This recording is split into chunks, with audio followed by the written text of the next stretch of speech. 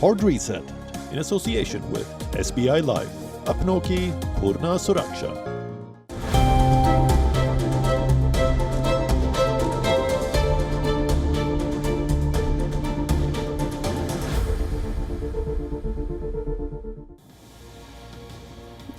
Hello and welcome to Hard Reset. I'm Akanksha Swaroop. The happy hours have come to a halt. The coronavirus has changed the rules of eating out. The unpalatable truth is that the restaurant industry is also facing the heat as foodies choose to stay indoors, fearing the infection. And that could force a quarter of the nation's restaurants to shut down. In today's edition of Hard Reset, we assess how eating out will change. On that note, let me introduce our esteemed panelists.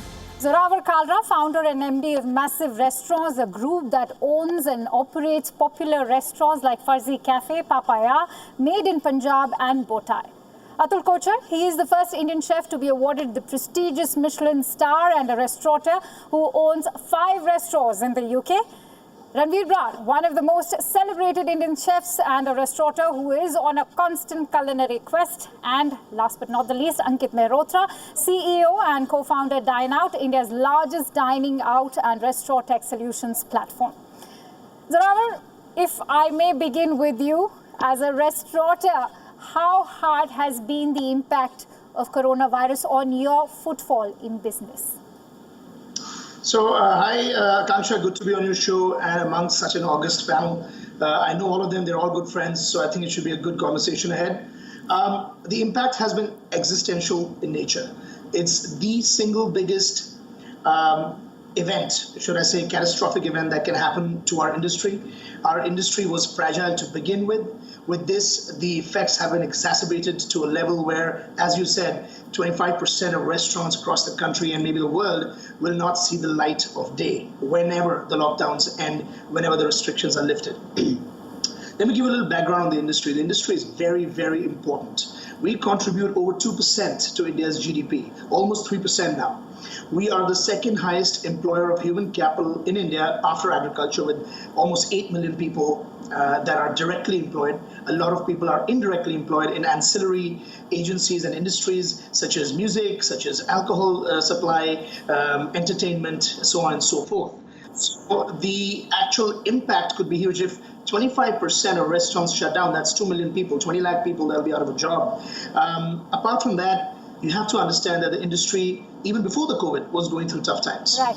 A lot of things that had happened in the industry at large that had made profitability almost nil. A lot of the big companies also were not finding it easy to run things. Lack of the GST input, high occupancy costs, landlords charging first world rents and third world sales. So I make this joke with Atul very often that my rents in CP and Khan market are higher than what you pay in London. So it's a little bit of a crazy situation where the rents and other costs are not in sync with the business that you can generate. So the restaurant industry always had a 90% failure rate. It's one of the highest morbidity, highest failure rate industries that exist. 90% of all restaurants shut down within the first year and 96% usually within 18 to 24 months. And the biggest reason is undercapitalization and in some cases oversupply. So, you know, with no revenue coming in, you have to understand that anyway the margins of a big company, even like ours, are at a restaurant level are about 18 to 20%. At the corporate level are about 10 to 12%. And if you even have 1 month of zero revenue, your entire profitability for the year is completely wiped out. And we've had 4 months of no revenue. And even now, when we've opened a few of our restaurants across the world and in India, we're seeing a very tepid response, barring London, which is faring a little bit better than the rest of the world. But definitely there are still tough times ahead. So the storm is not over yet. We're still in the middle of it. Absolutely. The storm is not over as yet, and going by the figures that you've just quoted, it does seem like a very, very grim scenario.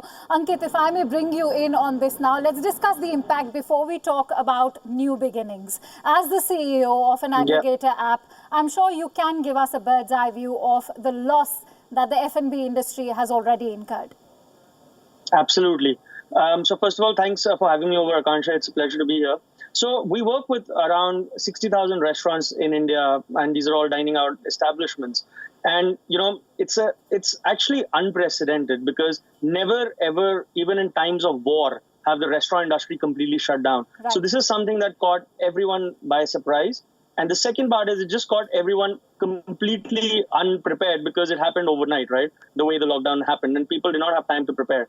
Now, from obviously speaking to a lot of restaurateurs and our partners, an average restaurant just has approximately 20 days of free cash flow available to sustain without zero revenues. And now it's nearly been 4 months. So obviously, as Zorawar has mentioned, it's really bad.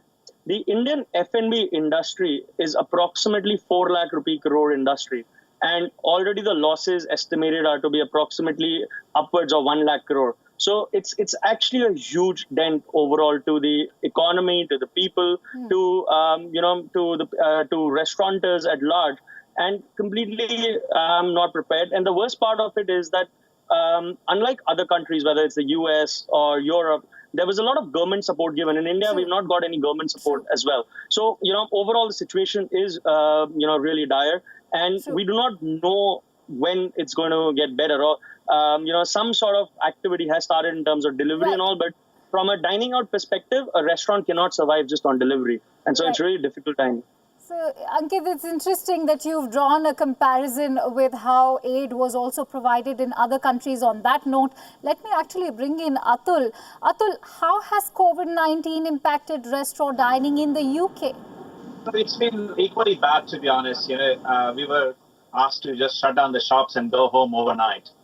And I'll go back to Ankit's comments that, never in the history, dining out was stopped even in the World War II. Mm-hmm. So I think we were not prepared. We had never practiced this. We were never told that what needs done. The truth is, looking back now as we are collecting the pieces, it actually wasn't as bad as it was made to look. If anybody in this world other than medical industry and any other industry who's well equipped to fight the virus and the bacteria, it is actually hospitality industry. You tell us what material to use, what product to use. We clean our surfaces all day. We clean our hands, we clean our, everything all day long. So I think it was lack of training, lack of knowledge, lack of preparedness, lack of everything on all fronts, to be honest. On that note, let me actually go across to Ranveer as well. First of all, Ranveer, thank you for waiting your turn most patiently. Now, several reputed restaurants have shut shop, but considering the lockdown has reignited people's love for cooking, can chefs capitalize on this trend to reinvent better? For me, to answer that question, I think there is a lot of things that are going to come out of it, which were needed in the industry. Like first, Zorawar said, real estate reconciliations.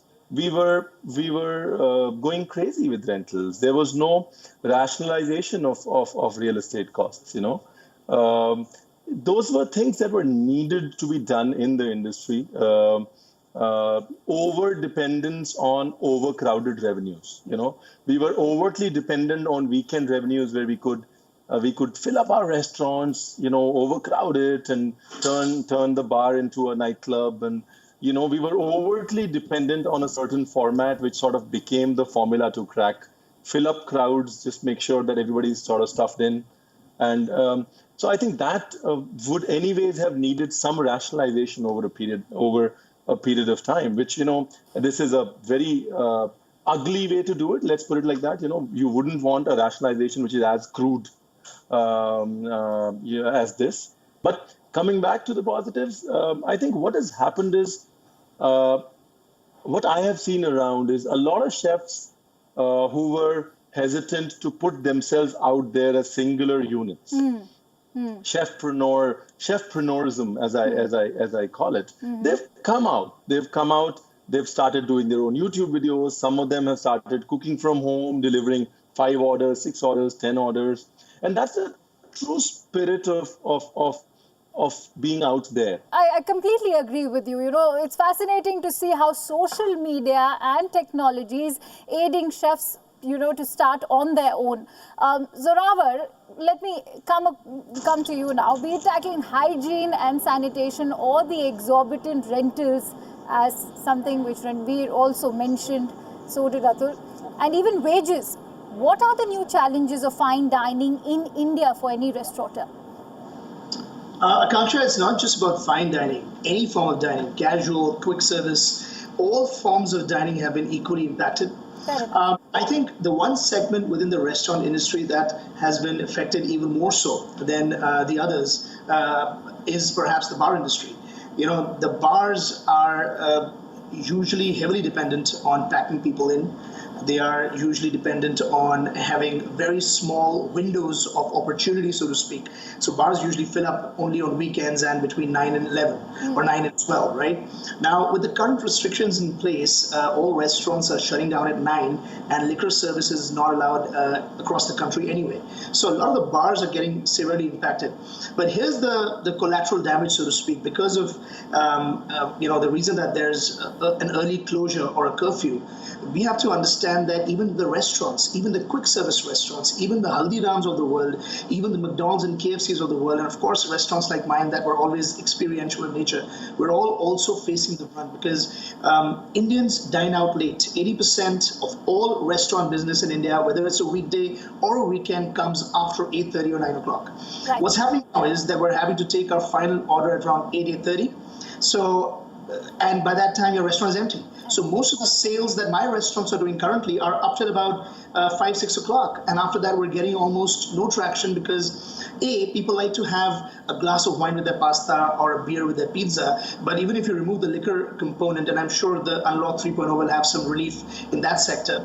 But the fact that your dinner time business is completely compromised basically reduces the viability, rather removes the ability of opening a restaurant under these circumstances. So the impact is not just of the landlord, although that's the biggest thing. The good thing is that a lot of our landlords have come to the table, are amenable, are amicable, and are understanding and empathetic of the problems of the industry.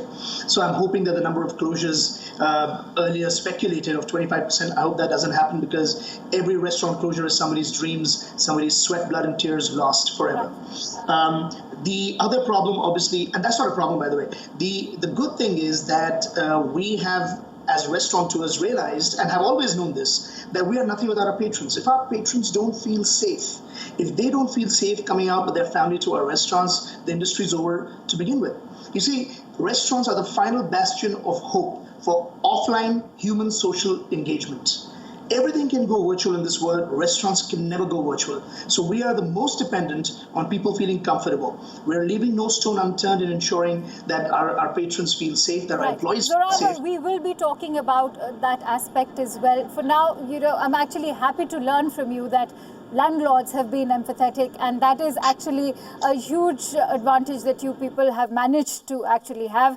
Ankit, do you believe now is the time to establish a greater synergy between delivery apps and restaurants, even supermarkets, since they are unable to keep up with the booming demand? So, again, as I said earlier, so while delivery is there and it's already sort of started to come back, the fact of the matter is that restaurants will not or cannot make money just off delivery because the margins do not support it. The order size is quite less as compared to dining in. The experience is not there. See, we all have to understand that dining out is more about the experience as well, or it's equally important than just about the food as well, right? So you cannot have the same experience when you call the food at home. So it's not about just that. So while synergies need to obviously exist between aggregators and restaurants, it's not just about delivery. In fact, one new category that we're seeing sort of explode, if it's the right word, is takeaway. Because the way situation is right now, people are not allowed or cannot go eat at restaurants because of all the limitations that Zorawar mentioned. But still, people want to get out of their houses. They've all been cooped up in their houses the last four odd months. So now, takeaway as a category is we're seeing a lot of movement there, where it sort of gives a sort of a middle line between two people that at least they can get out of their house, go to whether a parking lot. So, for example, we're working with DLF in Delhi, where we're trialing this entire concept of takeaway at Cyber Hub, where people will be able to go to their cars, place an order beforehand. So technology is going to play a very important role in this, but you can place your order at your favorite restaurants before you arrive. you arrive at the parking lot, your food's ready, someone comes and delivers it to your car, and then you leave, right? So there are a lot of new concepts that are going to come up, but technology is going to be at the forefront of that. We will be exploring those tech solutions as we move forward in this discussion. Atul, be it the focus on healthy food habits or gourmet quality street food delivered at one's doorstep, how will COVID-19 impact eating habits? I think it's going to change for quite some time, to be honest. The way I see it, for next 18 to 24 months, people are going to remain cautious. Until the vaccine is out and the impacts are known whether the vaccine works or not. Especially the vulnerable group, people 50 plus, or shall I say here 60 plus in the UK. And we all know that they are the ones who are the wealthier ones. They have the money and they come out and they make us restaurateurs look good because they have the spending capacity. They are done with their duties and responsibilities, and they have a lot more disposable income than any other group. So it is going to impact in a big way. People will be a lot more finicky. They would want more cleanliness, more hygienic standards. I think eating home could be a new eating out, to be honest. Eating would be good new eating out. And also the other thing which I've seen now is there are a lot of platforms that have come up and providing chefs services. So chef is kind of invited into their homes and cook for a small group of people. That has just kind of rocketed like anything here in the UK.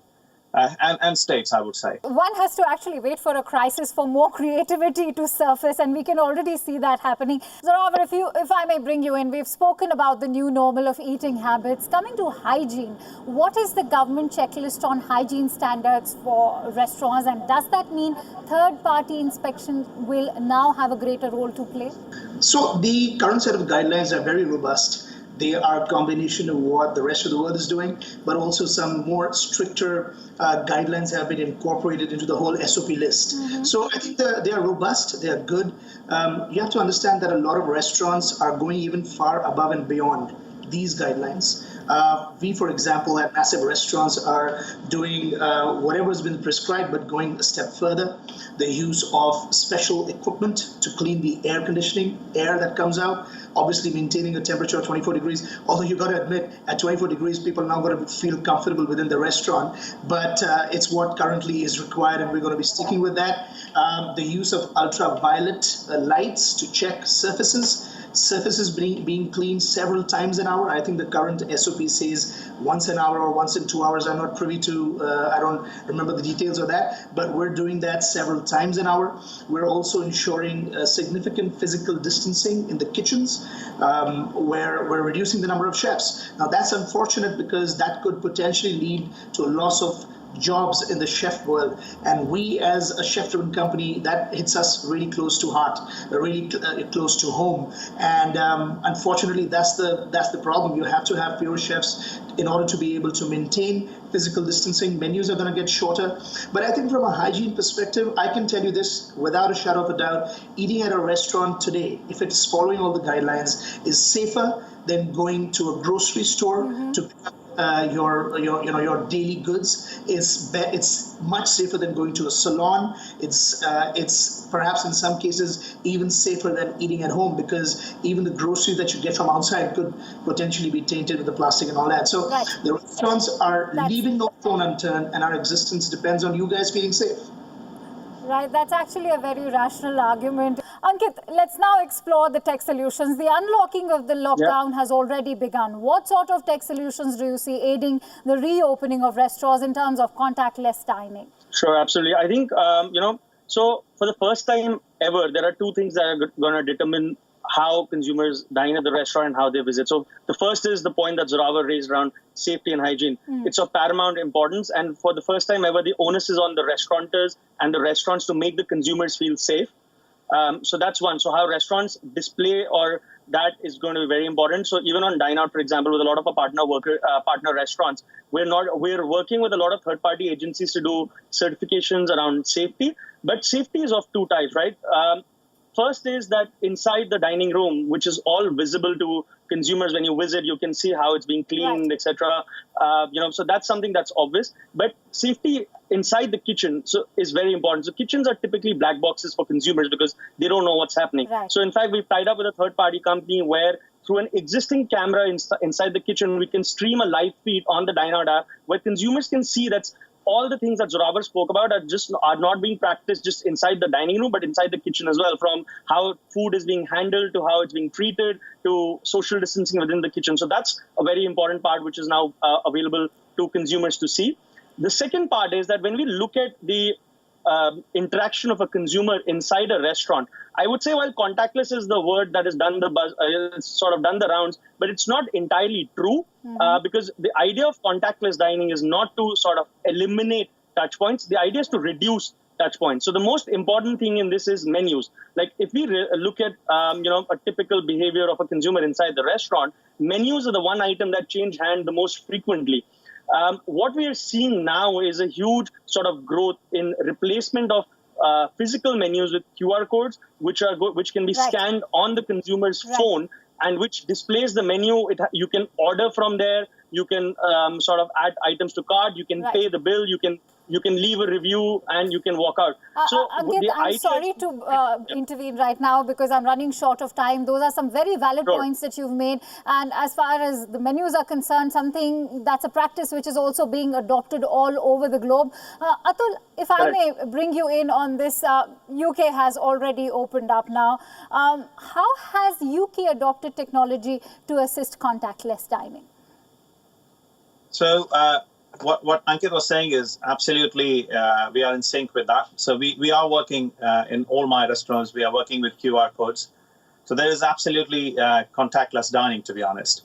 So when they come in, they can go through the normal procedure of temperature check and going through sanitizers and all that. But once they are sitting on their table, there's a QR card placed on that, and they scan it and they order through that, and exactly the same way. So I think the technology has stepped in big way, and it's actually helping us. There are some glitches, no doubt about it.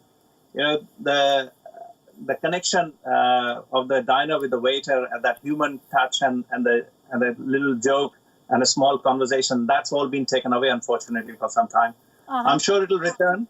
But at the moment, technology is helping and people are having good time in safe environment. Zorawar, we have seen restaurants the world over feed the needy during the pandemic and deliver food to the elderly as well. But for an industry that contributes around 3% to the country's GDP, has there been any assistance coming from the government? What steps has the NRAI taken?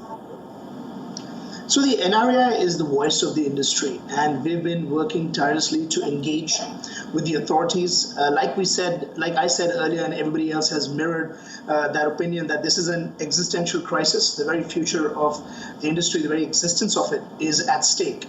So far, we have been left wanting. We are still hoping that some kind of help comes our way. Kind of incredible steps that the UK has taken are simply exemplary. I mean, I have a restaurant in London. We've already opened that. Like I said, the restaurant results in London are fantastic because there's an active support system that's encouraging people to go out, that is helping the businesses. That hasn't really happened with us. We would have liked some kind of a stimulus package. In the absence of a stimulus package, 25%, 40% of restaurants could potentially shut down. I think that boat is sailed now. I don't think we have any high hopes now for any further stimulus package. But definitely things like the GST. The GST is very easy to, we're the only industry in the entire country that does not get an input tax credit. Already we have razor thin margins. The moment we're allowed to get GST, it'll help us a lot. So our humble submission to the authorities, to the government, is to please consider that. That'll go a long way in ensuring that a lot of us can keep our heads above water. We definitely want a little bit more ease in the form of getting loans for the industry, the furlough scheme that the UK had. So all my staff was furloughed, where 80% of the salary of all of my employees in the Farzi in London were paid for by the government. Zorawar, I actually truly hope that the Finance Ministry is hearing you out right now. Going forward, let's have quick closing comments from each one of you. Ranveer, what does the future hold for the restaurant industry? I think the future holds a lot of local food, smaller establishments, smaller artisan menus. A lot of small restaurants rather than a lot of big restaurants. I think that's what the future holds, and detail-oriented foods. Smaller menus, but menus with a lot of thought and detail. All right, Zorawar, your thoughts?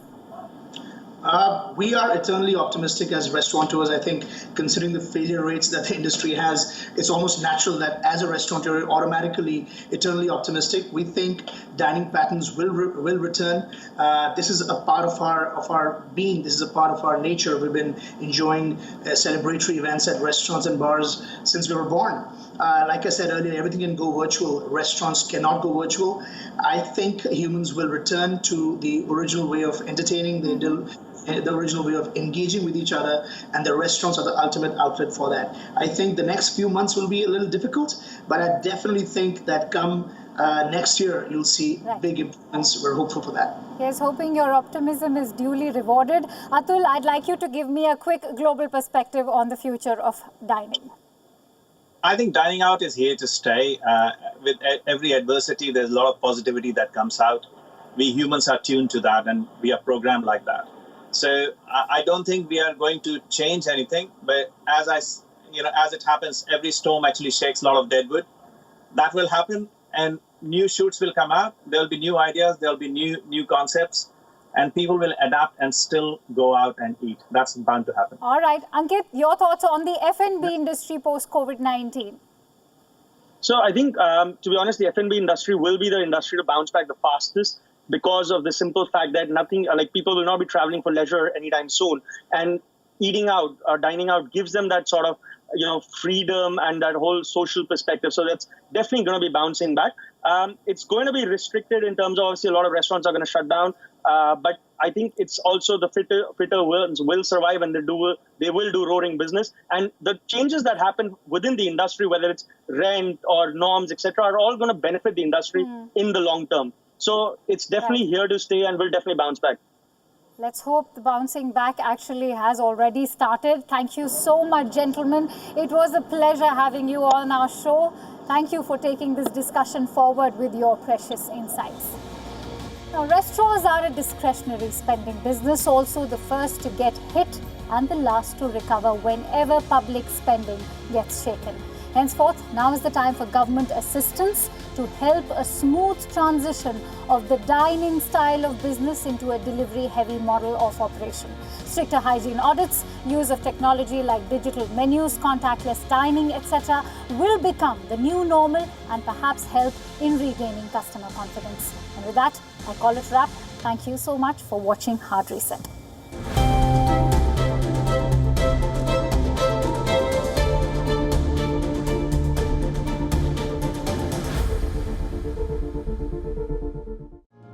Hard Reset in association with SBI Life. Apno ki Purna Suraksha.